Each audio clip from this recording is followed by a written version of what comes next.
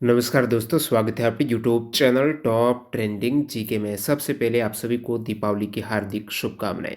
और ये जो हार्दिक शुभकामनाएं आपके एग्ज़ाम दिल्ली पुलिस कांस्टेबल के लिए भी हैं, क्योंकि इस वीडियो में देखने वाले हैं दिल्ली पुलिस कांस्टेबल एग्ज़ाम जो 14 नवंबर से स्टार्ट हो रहा है। तो आपको एग्ज़ाम से पहले किन पॉइंट पर ध्यान देना चाहिए, जो जानना बहुत ज़्यादा ज़रूरी है।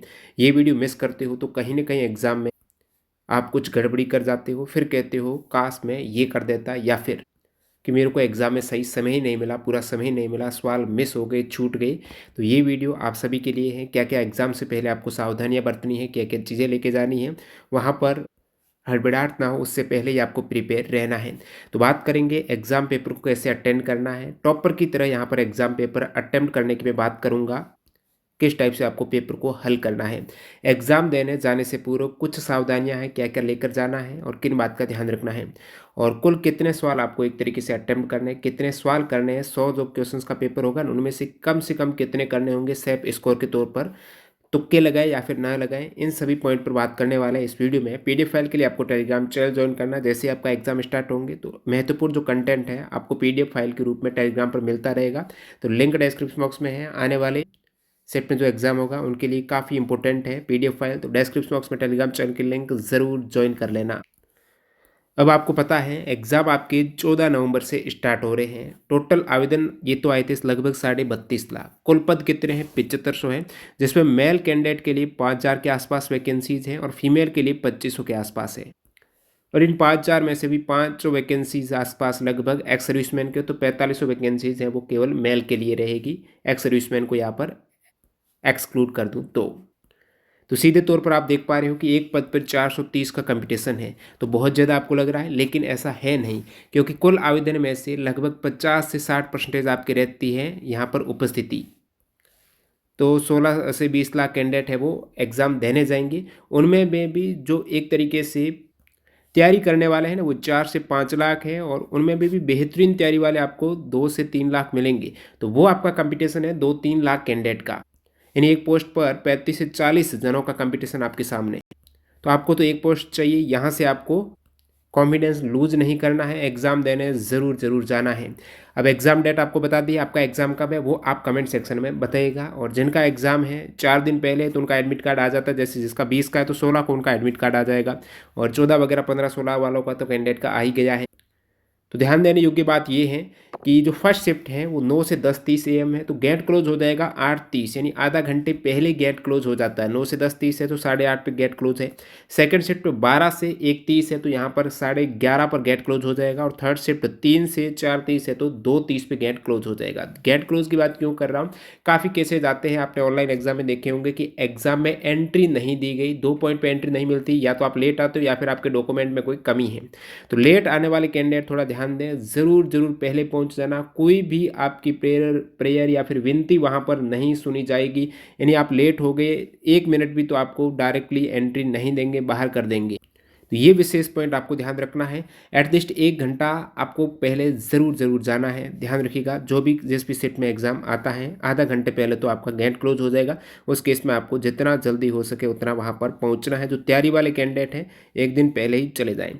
अब सेफ स्कोर की बात करें उससे पहले आप कमेंट सेक्शन में बताओ, आपने एग्ज़ाम से पहले कितने मॉक टेस्ट दिए, कितने मॉक टेस्ट दिए, और उसमें आपका एवरेज अभी लेटेस्ट में कितना स्कोर आ रहा है। अभी वर्तमान में आपने 2-3 टेस्ट जो भी दिए उसमें आपका एवरेज कितना स्कोर निकल के आ रहा है 100 में से, वो आप कमेंट सेक्शन में ज़रूर बताना। और जो भी कैंडिडेट मॉक टेस्ट नहीं दिए हैं, तो आपको बता दूं, आप किसी भी कॉम्पिटिटिव एग्जाम की तैयारी करते हो, जब मॉक टेस्ट नहीं देते हो तो एक तरीके से आपकी तैयारी अधूरी, यानी 50% ही आपकी तैयारी, तो 50% से काम नहीं चलता है। मॉक टेस्ट आपको जरूर देना, 30 के आसपास तो मॉक टेस्ट देने ही होते हैं, उसका एनालिसिस करना होता है। तो जो कैंडिडेट जैसे एसएसजीडी के आने वाला एग्जाम में तैयारी करेंगे, तो मॉक टेस्ट के लिए आज ही आप जुड़ सकते हो। दिवाली सेल आपके सामने, टेक्स्ट बुक की जो साल में एक बार दिवाली सेल आती है, इसमें टेक्स्ट बुक पास आपको टीटीजी के कूपन कोड यूज करते हुए 359 रुपये, यानी एक दिन में ₹1 से भी कम प्राइस में टेक्स्ट बुक पास प्रो मिल रहा है। पास प्रो का मतलब जो भी एग्जाम की तैयारी करते हो उनके प्रीवियस ईयर के पेपर आप मॉक टेस्ट के रूप में दे सकते हो, साथ ही साथ उन पर आधारित आपको टेस्ट पेपर मिलेगा। तो ये दिवाली सेल का 11 से 13 नवंबर के मध्य टेक्स्ट बुक पास लेना है। टेक्स्ट बुक ऐप में जाना है, पास वाले सेक्शन में जाता है, अप्लाई कूपन में टीटीजी के कूपन यूज़ करना है, 10% और डिस्काउंट मिल जाएगा। लिंक डिस्क्रिप्शन बॉक्स में ज़रूर चेकआउट कीजिएगा, दिवाली सेल का फ़ायदा उठाइएगा। एक बार यदि आप टेस्ट 2 पास ले लेते हैं तो 600-700 प्लस एग्जाम्स के मॉक टेस्ट देने योग्य आप हो जाते हो 1 साल की वैलिडिटी। अब आप एग्ज़ाम देने जा रहे हो, आपको पता नहीं है लगभग कितने सवाल सही हो तभी हमारा सिलेक्शन की दौड़ में हम आ जाएँ। तो सैप स्कोर की बात करें, एक अच्छे टारगेट की बात करें कि इतना तो आपको कम से कम लेकर ही चलना है। तो प्रीवियस 2020 में जो एग्ज़ाम हुआ है उस पे भी देखा कैंडिडेट का पेपर रिव्यू देखा, अभी भी एग्ज़ाम होगा उसी टाइप से आपका लगभग रहता है, पेपर का लेवल है मॉडरेट टाइप से। तो उसके बेस पर बात करें, मेल कैंडिडेट की बात करूँ तो 80 प्लस आपको टारगेट लेकर चलना होगा। ये 80 में 100 में से, ठीक है, 100 क्वेश्चंस हो गए, 100 मार्क्स के हैं, 90 मिनट का आपको समय मिलेगा। रणनीति का आगे बात करेंगे किस टाइप से अटेम्प्ट करना पेपर। तो एटलीस्ट आपको 80 सवाल तो ऐसे होना चाहिए कि नेगेटिव होकर मेरे कम से कम 80 तो बच जाए तो सेफ हूँ। एक तरीके से कुल कितने सवाल अटेम्प्ट करें उस केस में 100 में से कितने सवाल आप एग्जाम में टिक लगा के आए। फीमेल के केस में 70 है, मेल के केस में 80 सवाल। ये नॉर्मलाइजेशन से पहले की स्थिति है, तो आपको 80 से 85 सवाल तक टिक लगाने की ज़रूरत है। और ऐसा तो है नहीं 100% एक्यूरेसी में आप काम करेंगे, 90% एक्यूरेसी में काम करते हो आप और 85 सवाल के आसपास कर देते तो 5 से 6 सवाल गलत होंगे तो 1/4 नेगेटिव मार्किंग होने के बाद लगभग आप 80 के आसपास स्कोर में रहेंगे, 75 प्लस ही रहेंगे। तो ऐसे ही आपको कोशिश करनी है, 90% कम से कम एक्यूरेसी रखनी ही रखनी है। और फिर आपको 80 से 85 सवाल तो अटेम्प्ट करने ही है, फिर वो शिफ्ट के अकॉर्डिंग डिपेंड करता है, 80 करते हो या फिर 85 करते हो आप। और ऐसा नहीं कि और जितने आ रहे हैं वो ज़्यादा तो आप करेंगे ही करेंगे। और ऐसे कैंडिडेट बहुत से मिलेंगे बिल्कुल कि मेरे तो 100% एक्यूरेसी में सही है, वही मैं करता हूँ एग्जाम में अटेंड। तो आपको 80 तक जाने की कोशिश करनी है, फिर नॉर्मलाइजेशन का सहारा से आपका 80 के आसपास स्कोर बन जाना चाहिए। ये एक अनरिजर्व कैटेगरी के कैंडिडेट की बात कर रहा हूँ। बाकी यहाँ पर अलग अलग कैटेगरी कट ऑफ रहती है, तो जनरल कैंडिडेट के केस में एटलीस्ट इतना टारगेट आपको करना है। फीमेल के लगभग मेल से 10 से 12 मार्क्स या फिर क्वेश्चन कम ही रहती है कट ऑफ, तो फीमेल 70 के आसपास उनको टारगेट करना ही करना है। क्योंकि ये साल भर साल कंपटीशन बढ़ता जा रहा है, तो 20-21 वाली वैकेंसी आप देख सकते हो, वैकेंसी तो वही है, उस समय भी लगभग 6000 के आसपास है, आपकी बारी इतनी है 7500 है। उस समय तो रेलवे की भी वैकेंसीज थी, तो कैंडिडेट काफ़ी उसमें बिजी थे। अभी कोई भी सेंट्रल गवर्नमेंट एग्जाम्स की वैकेंसीज नहीं चल रही है एक तरीके से 12th पास कैंडिडेट के लिए। दिल्ली पुलिस ही मेजर वैकेंसीज हैं, सभी स्टेट के लिए हो गया, सेंट्रल के लिए हो गया। तो अब की बार कंपटीशन थोड़ा और टफ जाएगा, तो 80 तो आपको किसी भी कंडीशन में हल सवाल करने ही है, उससे प्लस ही रखना, 80 से 85 के आसपास आपको अटेम्प्ट करने हैं अच्छी एक्यूरेसी के साथ में। पेपर अटेम्प्ट करने की क्या रणनीति होनी चाहिए, इस पॉइंट पर बात करते हैं, जो आपको जानना बहुत ज़्यादा ज़रूरी है। क्योंकि टाइम मैनेज करना, सवाल जो आप करेंगे पेपर अटेंड करेंगे तो टाइम मैनेजमेंट आपका सबसे पहले मुख्य हीरो है एग्जाम में कि कम समय में कैसे सवाल अटेंड करें। अब देखिए 100 सवाल 100 मार्क्स 90 मिनट का समय है, यानी एक सवाल में 1 मिनट से भी कम का समय मिल रहा है। नेगेटिव मार्किंग है, इसको कंसिडर करना है, 1/4 नेगेटिव मार्किंग है, मतलब 4 सवाल गलत होने पर एक सवाल के मार्क्स कटेंगे, जो कि एक सवाल का 0.25 बनता है, 4 सवाल का 1 मार्क्स आपका कट जाएगा। यानी एक सवाल गलत करते तो 0.25 मार्क्स आपकी माइनस होने वाले हैं यहाँ पर। अब आपको अटेंड कैसे करना है, जो टॉपर करते हैं या फिर आपने मॉक टेस्ट दिया है तो आपका प्रैक्टिस हो गई होगी। जो मॉक टेस्ट नहीं दिया है, इसी प्रैक्टिस से आपको मॉक टेस्ट देना होता है। आपको 2 राउंड में पेपर को लेकर चलना है कि पहले राउंड में तो मैं केवल उन्हीं सवाल को टच करूँगा, वो बिल्कुल एक तरीके से सवाल देखा और उसका आंसर आपके दिमाग में आ रहा है कि यही आंसर होगा। जीके वगैरह रीजनिंग वगैरह है, उसको तो आप पहले ही राउंड में देख सकते हो। कुछ सवाल होते हैं जीके रीजनिंग में, थोड़ा जैसे कालक्रम का पूछ लिया है या फिर कुछ कूट दे के पूछ लिया है, थोड़ा टाइम कंज्यूम कर रहा है, और फिर उसको आप मार्क करिएगा, उसको मार्क करके सेकेंड राउंड में लीजिएगा। जिसमें आपको 2 ऑप्शन में डाउट रहता है, वो सेकेंड राउंड में जीके वगैरह और एक कंप्यूटर के, इस दोनों सवाल को लेना ही लेना है। बाकी मैथ्स रीजनिंग को भी 2 राउंड में करना है। 2 राउंड का मतलब ये हुआ कि एक राउंड में आपने क्या किया, जो सवाल आ रहे हैं बिल्कुल देखते ही सवाल बन रहा है उसको कर दिया। अब ध्यान देना, जब आप एग्जाम देने जाओगे तो इस टाइप से आपको मिलेंगे सवाल, you have not visited the questions. तो यदि आपने विजिट नहीं किया है तो सभी सवाल 1 से लेकर 100 तक जो क्वेश्चंस की सीरीज रहती है, जो विजिट नहीं किया बिल्कुल इस कलर से आपको मिल जाएगा। जो आपने सवाल देखा है लेकिन हल नहीं किया है, उसका टिक नहीं किया है और मार्क भी नहीं किया, वो रेड में दिखेगा। और जो सवाल आपने देखा नहीं अभी तक, तो you have not visited the questions, आपने अभी तक वो सवाल देखा ही नहीं है, और देख लिया उसका आंसर नहीं किया तो इस टाइप से आपको देखने को मिलेगा लोगो। और जो आपने आंसर कर दिया तो बिल्कुल ग्रीन आपका कलर हो जाएगा इस टाइप से। और जो सवाल आपने देखा है और आंसर नहीं किया है और आपने उसको मार्क में डाला है, आंसर नहीं किया लेकिन मार्क किया है कि मैं दोबारा देखूंगा सेकंड राउंड में उस सवाल को, तो इस टाइप से आपको कलर देखने को मिलेगा। और आपने क्या किया, आपको डाउट लगा कि एक बार आंसर तो कर ही देता हूँ, फिर मेरे को समय मिले या फिर नहीं मिले, तो आपने सवाल को मार्क में तो डाल दिया और साथ साथ आंसर भी कर दिया, आंसर करके आपने मार्क किया है, तो ऐसे केस में वो सवाल आपका कंसिडर किया जाएगा फाइनल, जैसे कि आपने टोटल उस सवाल को भी देखा जाएगा, आपका उसमें आपके टोटल आंसर सवाल में ऐड होगा, जो आपने उसमें आंसर कर दिया है और फिर मार्क किया वो ऐड होगा ही होगा। वो इसलिए ताकि आप दोबारा भी उसको देख सकें थोड़ा समय मिले तो। और जो बिल्कुल आपको पता नहीं कि डाउटफुल है, मैं अभी टिक नहीं करता हूँ, बाद में सेकंड राउंड में देखूंगा, तो इस टाइप से आपको एक नीचे टिक वाला ग्रीन वाला नहीं दिखेगा, डायरेक्टली आपको ये पर्पल कलर में दिख जाएगा। तो ये रिव्यू सिस्टम जो आपने पहले राउंड में क्या करना है, एक तरीके से जो सवाल आ रहा है वो तो आपको ग्रीन दिखेगा और जो सवाल नहीं आ रहा है तो इस टाइप से उसको मार्क कर देना, ताकि सेकंड राउंड में आप उसे देख सकें, और जो आपको लगता है कि इसका आंसर कर दूं तो वो भी आप कर सकते हो, बाद में सेकंड राउंड में दोबारा देख भी सकते हो उसको। किसी भी एक सवाल में बहुत ज़्यादा समय बिल्कुल न दें। आपने देखा कि एक सवाल को जैसे मैथ्स वगैरह का है ना, आप 2-2 3-3 मिनट दे देते हो तो वो गलत बात है। जैसे ही आपको लगे भाई 1 डेढ़ मिनट से ज़्यादा जा रहा है सवाल, बिल्कुल आंसर तक नहीं पहुंच पा रहा हूं मैं, समय और लगेगा ज़्यादा, तो इसको इग्नोर कीजिएगा। या फिर ऐसे सवाल में फंस गए, चैलेंज बिल्कुल नहीं करना है सवाल को, ये तो मेरे को कैसे नहीं आ रहा, मैं करूँगा ही करूँगा, तो उस केस में एक सवाल के बदले आपके 3 से 4 सवाल कम हो जाएंगे, आते हुए आपके गलत हो जाएंगे। तो मॉक वगैरह देते हो तो ये अच्छी खासी प्रैक्टिस हो गई होगी। कोई भी सवाल को ज़्यादा चैलेंज लेके आपको नहीं दे बैठना है, बाद में रिव्यू मार्क कर दो, लेकिन फर्स्ट राउंड में ऐसी गलती बिल्कुल ना करें। और बाकी आपको पता ही है पेपर में क्या कुछ आने वाला है, तो ये हैं सभी, जैसे जनरल जीके और करंट अफेयर्स के 50 क्वेश्चन है, जिसमें लगभग 10 तो आपको करंट अफेयर्स के देखने को मिलेंगे। इन 50 में से आपको कोशिश करनी है 35 के आसपास आपके सवाल सही हो जाए, तभी काम बैठता है। रीजनिंग में 25 में से लगभग 23-24 के आसपास सही बैठ जाए, तब आपका अच्छे ढंग से नंबर आने के चांसेस रहते हैं। न्यूमेरिकल एबिलिटी में भी वही आपके 1-2 सवाल कम कर दो, 13-14 सवाल आपके सही होने चाहिए। कंप्यूटर में भी लगभग 7 के आसपास सवाल सही बैठने चाहिए। तो ये कुछ केस रहता है, इतने सवाल आपका कम से कम सही हो तभी सिलेक्शन की दौड़ में आप रहते हो। 90 मिनट का समय है। अब पहले राउंड में आपने क्या किया, एक बार टाइम टेकिंग टफ सवाल और डाउटफुल सवाल को छोड़ा। प्रथम राउंड में जो सवाल ज़्यादा टाइम ले रहा है, लेंथी सवाल आपको लग रहा है कि इस सवाल में तो टाइम लग जाएगा, तो उसको आप मार्क करके छोड़ दो, बिल्कुल हल मत करो। टफ सवाल लग रहा है, बिल्कुल हल मत करो। डाउटफुल लग रहा है, 2-3 ऑप्शन आपको लग रहे हैं, तो उसको भी मार्क करके छोड़ दो, फर्स्ट राउंड में न लो। क्योंकि आपको क्या करना है, टोटल 100 सवाल है ना, सही एक्यूरेसी के साथ में हल करना है और 60 से 70 मिनट में शुरुआत में पहले राउंड को निपटा देना। पहले राउंड का मतलब एक बार 100 सवाल आपको पूरे के पूरे देख लेने हैं। जैसे इसमें आपकी सेक्शन वाइज होगा, पहले आपको जीके के मिल जाएंगे 50 सवाल, तो फटाफट आपको 50 सवाल देखना, जो आ रहा है उसको टिक करके आगे बढ़ना है।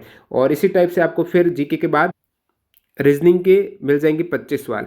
आप कोई भी सेक्शन में डायरेक्टली भी जा सकते हो, डायरेक्टली आप जीके वाले सेक्शन में जा सकते हो, रीजनिंग वाले में जा सकते हो, न्यूमेरिकल एबिलिटी में जा सकते हो, कंप्यूटर वाले में जा सकते हो। आपको जो भी सूटेबल लगे वो पहले करें। आई थिंक पहले आपको मैथ्स और रीजनिंग करना चाहिए, क्योंकि इसका कारण ये है कि बाद में यदि आप मैथ रीजनिंग करते हो तो आपको जो घड़ी दिखती है ना, वहाँ पर घड़ी आपको दिखेगी कंप्यूटर स्क्रीन पर, तो आपको वो फिर दिखेगी काउंट डाउन में, जैसे कि 90 मिनट, 90 के बाद ऐसे 89 मिनट या फिर 1 घंटा 29 मिनट, ऐसे आपको 89 मिनट फिर 75 मिनट्स, इस प्रकार कंटिन्यू 1-1 मिनट सेकंड सेकंड में गैप का आपको काउंट डाउन नजर आएगा, 10 9 8 7 इस टाइप से। तो बाद में यदि आप मैथ रीजनिंग को करते हो ना, आपको हड़बड़ाहट में वहाँ पर लगेगा कि भाई टाइम बहुत कम है, अब कैसे करूँ, और दिमाग में वो सवाल का हल आपके आ ही नहीं पा रहा होगा, उसका क्या रीजनिंग बैठ रही है। तो इस केस में आप क्या करिएगा, पहले मैथ्स और रीजनिंग को निपटाएगा, क्योंकि यदि आप जीके वगैरह पहले लेते हो ना, काफ़ी बार ऐसे होता है टफ टफ सवाल आपके सामने आते हैं, तो आप ऑलरेडी नर्वस हो जाते हो कि भाई यार इतना टफ पेपर आ गया, कैसे सिलेक्शन होगा, या फिर आपके सवाल उत्तर आ ही नहीं रहे, तो फिर पूरा पेपर आपका गलत चला जाता है। तो मैथ्स रीजनिंग की एक तरीके से आपकी अच्छी खासी प्रैक्टिस है, तो वो पहले लेकर चलिएगा। यानी पहले राउंड में भी शुरुआत आप मैथ रीजनिंग के साथ करिएगा, और पहले राउंड में 100 सवाल तक देख लेने। ऐसा नहीं कि आपने मैथ रीजनिंग के देखे और फिर सेकंड राउंड लगाने स्टार्ट कर दिया मैथ रीजनिंग का, नहीं, ऐसा नहीं। मैथ रीजनिंग के बाद तुरंत आप दौड़ पड़ो जीके और कंप्यूटर के क्वेश्चंस की ओर। यानी पहला राउंड आपके 60 से 70 मिनट में कंप्लीट हो जाना चाहिए, यानी कम से कम 20 मिनट सेकंड राउंड में रहने चाहिए, ताकि आपके 15-20 क्वेश्चंस होने सेकंड राउंड में, वो आप इजीली देख सको। तो राउंड बाई करना होता है, ताकि बाद में ये पछताना ना पड़े कि ये सवाल आता हुआ गलत हो गया, या फिर मेरे को टाइम ही नहीं मिला, सवाल मिस हो गए, छूट गए। तो इस टाइप से 2 राउंड में पेपर हल करने की कोशिश करना कम से कम। तो ये स्ट्रेटजी आपकी समझ में आ गई होगी। हर कोई टॉपर वगैरह जिनका सिलेक्शन होता है वो यही फॉलो करते हैं। और आप बात करें तुक्के लगाए या फिर न लगाए, भाई तुक्के ऐसा तो है नहीं कोई कैंडिडेट जो बिल्कुल तुक्का नहीं लगाता। तुक्का हर कोई कैंडिडेट लगाता है। तुक्के में भी थोड़ा दिमाग लगेगा, ऐसे नहीं बिल्कुल सवाल आ ही नहीं रहा, आप पहली बार उसके सभी ऑप्शन देख पा रहे हो, सवाल ही आप पहली बार देख पा रहे हो, उसमें आप क्या ही तुक्का लगाएंगे। तो तुक्के वहां पर लगाओ जो आपको सवाल देखा हुआ हो, ऑप्शन ऐसे लग रहे हैं कि इसमें से या तो ये सही होगा या फिर ये सही होगा, एक दो ऑप्शन में आपका डाउट बैठ रहा है, उसमें तुक्के जरूर लगेंगे। 100 क्वेश्चन है ना, 5 से 6 सवाल में तो आपको तुक्के लगाने ही है, तभी आपके 80 से 85 के आसपास आप अटेम्प्ट कर पाएंगे। क्योंकि यहाँ पर 50% आपके तुक्के सही होते हैं तो भी आप प्लस में रहेंगे, 1/4 नेगेटिव मार्किंग में। तो तुक्के भी ऐसे 5-6 क्वेश्चन में लगा ही देना जो आपको डाउटफुल लग रहे हैं। बाकी आपके बहुत अच्छी एक्यूरेसी है, 80 के आसपास सवाल सही हो ही रहे हैं, फिर इतने ज़्यादा तुक्के मत लगाना, 2-3 सवाल में आप कोशिश कर सकते हो। और बिल्कुल आपकी एक्यूरेसी कम है, आपने देखा कि भाई मेरे तो बिल्कुल 60 ही सवाल सही हो पा रहे हैं, फिर आपको वहाँ पर कुछ तुक्के लगाने की ज़रूरत पड़ेगी। क्योंकि कंपटीशन आपको पता है बहुत ज़्यादा है, 80 के आसपास तो आपके टच हो ही जाना चाहिए। यानी अटेम्प्ट आपके सवाल टोटल 80 से 85 के आसपास जाने चाहिए, शिफ्ट के अकॉर्डिंग वो भी डिपेंड करता है। अब मेन पॉइंट आता है कि एग्ज़ाम देने जाने से पूर्व क्या सावधानी रखें। एग्ज़ाम देने से पहले आपको क्या क्या लेकर जाना है, तो परीक्षा शुरू होने से 30 मिनट पहले गेट बंद हो जाएगा, ये दिमाग में आपके हो जाना चाहिए। शिफ्ट मैंने आपको बता दी है, तो एटलीस्ट 1 घंटा तो पहले किसी भी कंडीशन में पहुंचना है। नहीं तो एग्जाम में जैसे कि आपका बिल्कुल लेट हो ही नहीं रहा, आपने पहुंच गए 40 मिनट पहले और आपको लगा रास्ते में हो कि भाई मैं पहुंचूंगा नहीं पहुंचूंगा, तो आपका दिमाग वहीं पर डिस्टर्ब हो जाएगा। कम से कम कोशिश करनी है कि 1 घंटा में पहले किसी भी हालत में पहुंच ही जाऊं। अभ्यर्थी परीक्षा के लिए क्या क्या चीज़ें लेकर जाएं, तो प्रवेश पत्र, आपका जो एडमिट कार्ड निकाल रहे हो, कहाँ पर सेंटर है, कब है, वो लेकर जाना है। पासपोर्ट आकार की अपनी नवीनतम रंगीन फोटो की 2 प्रति, यानी 2 फोटो आप लेके जाना है, पासपोर्ट साइज के 2 फोटोग्राफ आपके लेके जाना है। और आपको आईडी कार्ड के रूप में क्या लेके जाना है, आप आधार कार्ड ले जा सकते हो, पासपोर्ट है तो वो ले जा सकते हो, ठीक है, ड्राइविंग लाइसेंस ले जा सकते हो, कोई भी इनमें से एक, जो भी आपका मतदाता पहचान पत्र है, पैन कार्ड है, इस पर आपकी डेट ऑफ बर्थ होनी चाहिए। ऐसा गवर्नमेंट डॉक्यूमेंट जिसमें डेट ऑफ बर्थ, पूर्ण डेट ऑफ बर्थ हो, जैसे कि आपका जन्म 1/1/2000 को हुआ है, उस केस में ऐसा नहीं केवल 2000 सन दे रखा है, आगे डेट है ही नहीं, तो वो थोड़ा ध्यान रखना। यदि आपके डेट ऑफ बर्थ नहीं है, उस सर्टिफिकेट वगैरह में पैन कार्ड वगैरह आप ले जाते हो जिसमें डेट ऑफ बर्थ नहीं है, तो उस केस में आपको एक और डॉक्यूमेंट ले जाना पड़ेगा। यदि आपके आधार कार्ड में डेट ऑफ बर्थ है तो कोई दिक्कत नहीं, मान लेते हैं बहुत पहले का डाउनलोड किया हुआ है तो अभी लेटेस्ट कर दो। जो भी डॉक्यूमेंट में डेट ऑफ बर्थ नहीं है उस केस में आप 10वीं की अंक तालिका ले जा सकते हो, यानी जिसमें डेट ऑफ बर्थ नहीं है उस केस की बात कर रहा हूँ। या फिर अपना जन्म प्रमाण पत्र ले जा सकते हो जिसमें डेट ऑफ बर्थ अंकित हो। अब ये उन कैंडिडेट के लिए है जिनके मूल आईडी में डेट ऑफ बर्थ नहीं है, आधार कार्ड में आपकी डेट ऑफ बर्थ पूरी है, तो कोई अदर डॉक्यूमेंट ले जाने की जरूरत नहीं है। आपका आईडी आ गया, 2 फोटो आ गया और प्रवेश पत्र आ गया, आप बिल्कुल एग्जाम हॉल में जाइएगा, वहाँ पर पेन वगैरह आपको सब कुछ रफ सीट दे दी जाएगी। बाकी लास्ट में एक बार प्रीवियस ईयर की कट ऑफ ही देख लो 2020 की, जिसमें फाइनली 5690 के आसपास पोस्ट थी। मेल थी 3400, अब की बार 4500 के आसपास है। फीमेल उस समय 1900 थी, अब की बार 2500 है। मेल 4500 तो एक्सक्लूड करूँ मैं एक्स सर्विसमैन को तब है, नहीं तो 5000 है, ठीक है। तो यहाँ पर आप देखेंगे मेल की कट ऑफ उस समय कितनी गई थी, आपके अनरिजर्व की गई थी 72 आउट ऑफ 100 में से, आफ्टर नॉर्मलाइजेशन है, ध्यान रखना, ठीक है, नॉर्मलाइजेशन के बाद। तो ओबीसी की गई थी 68 गई थी, ठीक है, SC ST की 57-65 गई थी। उस समय ग्रुप डी वगैरह NTPC भी थे, तो मेजर कैंडिडेट उसमें अब की बार सभी कैंडिडेट हैं इसी में लगे हुए हैं। दिल्ली पुलिस में जो भी सेंट्रल एक ही बड़ी भर्ती निकल के आई है, क्योंकि बीच में 2019 के बाद कोई भर्तियाँ निकल के आ ही नहीं रही है सेंट्रल की, रेलवे वगैरह की, SSC को छोड़ दे तो। और बाकी यहाँ पर आप देखेंगे ये सभी कांस्टेबल एक्स सर्विसमैन की हैं। और फीमेल के नीचे आप देख सकते हो 56 मार्क्स गई थी अनरिजर्व की, ओबीसी की 53 गई थी। और अब की बार आपको कम से कम 70 के आसपास फीमेल है और मेल है 80 के आसपास टारगेट लेकर चलना होगा। बाकी आपसे कमेंट सेक्शन में बताना मॉक टेस्ट वगैरह में आपका कितना स्कोर आ रहा है, और जो मॉक टेस्ट नहीं लगा रहे हैं तो वो तो बिल्कुल एक तरीके से उनका एक्सपीरियंस जीरो है। एग्जाम से पहले आपका एक्सपीरियंस कब आएगा, जब आप मॉक टेस्ट देते हो, उनको एनालिसिस करते हो, कहाँ पर गलतियाँ हो रही है, सुधार करेंगे उसमें, उसी से आपका एक टाइम मैनेजमेंट बेहतर होता है, कम समय में आप ज़्यादा सवाल अटेंड कर पाते हो। तो मॉक टेस्ट के लिए अभी टेक्स्ट बुक की तरफ से दिवाली सेल का ऑफर चल रहा है। जो आप आने वाले एग्जाम की तैयारी करना चाहते हो तो इसमें सभी एग्जाम के पास मॉक टेस्ट आपको एक ही पास मिल जाएंगे, पास प्रो TTG के कूपन कोड से। अभी ले लेना, 13 नवंबर तक ऑफर है, लिंक डिस्क्रिप्शन बॉक्स में चेकआउट कीजिएगा। धन्यवाद।